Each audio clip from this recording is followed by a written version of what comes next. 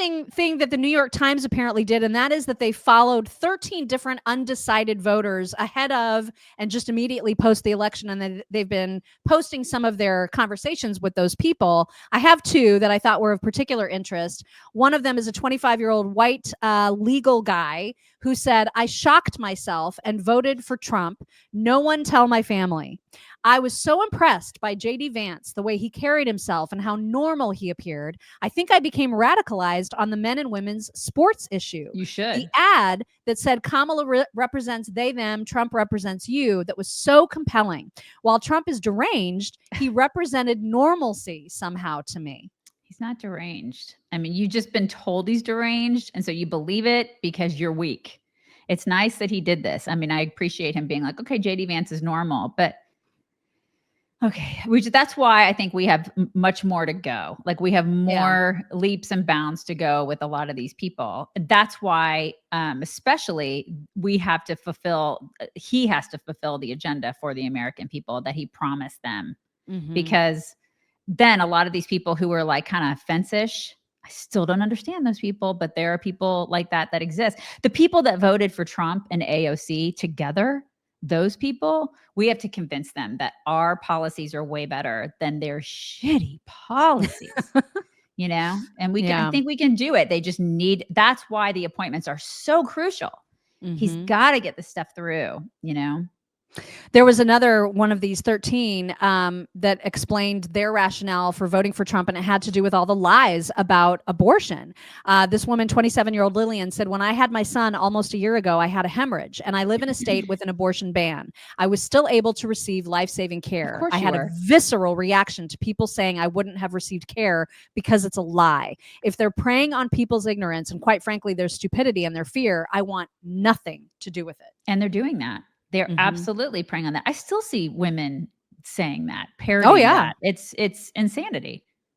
It's not true. And I hope that people are starting to do their research and seeing it's not true, and they can start calming down. Well, if they didn't do the research before, they're not doing it now. That's why I think he needs to win so much in all these other areas. And then they'll be like, wait, they told me that Kamala was going to handle the economy, even though she pissed away all this money and was, in debt from her campaign.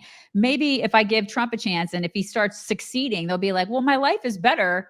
What else could they have been wrong about? And that's what I'm hoping. Yeah. We've told you about them once before, but in case you've forgotten, and if you are a person who likes to host parties, if you like to entertain, and you are a charcuterie lover, look no further. If you are a big fan of artisanal cheeses, which, oh my God, that is me. Just all cheese. Over the place. Cheese, you guys. Man.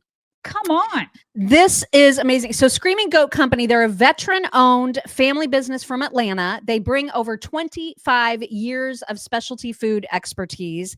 Their gourmet cheese and gift baskets have the best, yummiest artisanal cheeses and flavors from around the world.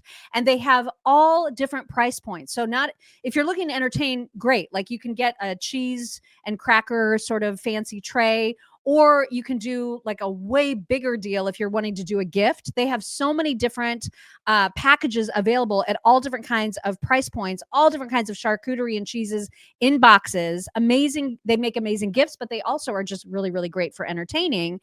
And they also have free they have Lux food travel experiences 4 times a year. So they're hugely into like global cuisine and learning about the different cheeses that are out there. And if you're a foodie, they connect food lovers through these shared culinary adventures. So they literally take these trips where they go across the world on the hunt for amazing new flavors. And the coolest thing too about them is that they give back. So every year they support Samaritan's Purse, which means that they're making a difference in their community, in addition to offering amazing cheese and charcuterie boards. Please think about them for the holidays. You can visit screaminggoatco.com and you'll get free shipping and 15% off your order when you use code CHICKS. So again, it's screaminggoatco.com. There you go. Use code CHICKS and you'll get free shipping and 15% off of your order. We love them. That is amazing. Well, I mean, there is some self-reflection happening amongst, people in the press, people on podcasts. Ezra Klein, who's one of those hosts on, what is it? What's that one podcast that he's on? God, I can't remember. Pod Save America, I think. Pod Save America. Yeah. He actually talked about one of the reasons that he knows of a lot of people who went to the Trump side who are in big cities. And so Trump, obviously, he did not win a lot of big cities, but he increased the number of voters that he had in most of them. And you can imagine why. Like, I don't even understand why there are any blue cities left. Right. But at least they're starting to do some introspection about this. Here's Ezra Klein. I come from outside Los Angeles. I lived in San Francisco until 18 months ago, and I live in New York City. The thing that surprised me least about the election was the sharp red shift in these big cities. Because if you just talk to anybody who lives in them, they are furious. And this idea that like, oh no, the economy is actually good or crime is actually down, or this is all just Fox News, like shut the fuck up with that. Like, talk to some people who live near you. The rage I just hear from people in New York. This is partially Greg Abbott busing huge amounts of migrants here.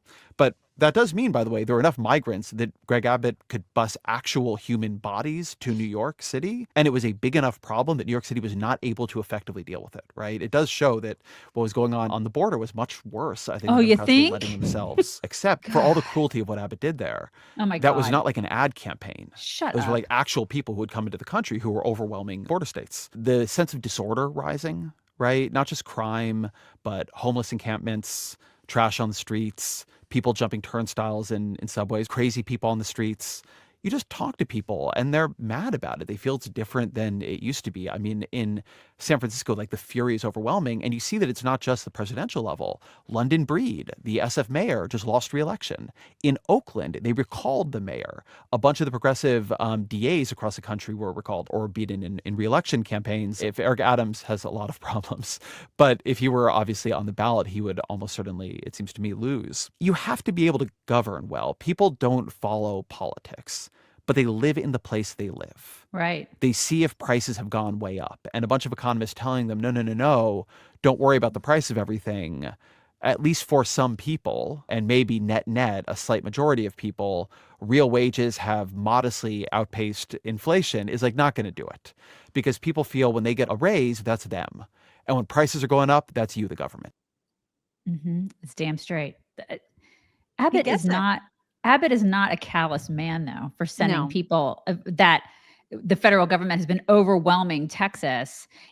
And this is the thing. He gets it, but if he had never experienced it, he wouldn't have gotten it, Mock. That's the thing. If he would have been like cocooned and sheltered and somehow, still in his little bubble of liberal lunacy in New York City, and New York City somehow never did get any of those migrants and we got the brunt of it, he'd be like, those people in Texas are racist.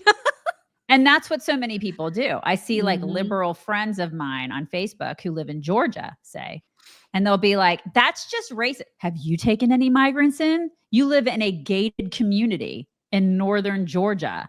Like, are you affected by the migrant crisis? Because I am, and a lot of people are, and people in these big cities are starting to be affected by it. That's when they start changing their mind, when it hits their front porch, and we need to see more of that.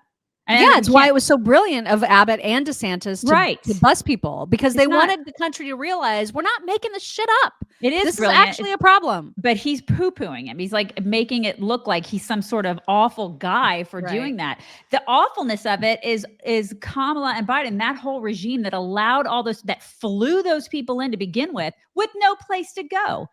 So blame them. Blame the source. Don't blame the guy who had to figure out a way to make it all work and to take the load off of my state. God, that pisses me off. I know.